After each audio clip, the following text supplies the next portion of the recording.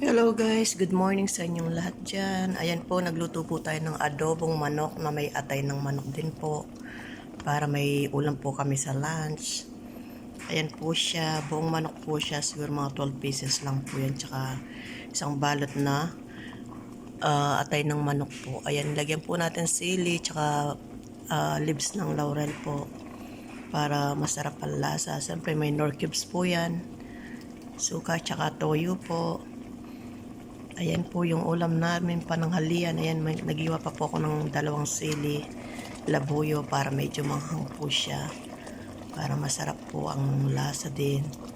Pampagana sa pagkain po, mga sili. Ayan po, may dilaw na sili, pulang sili.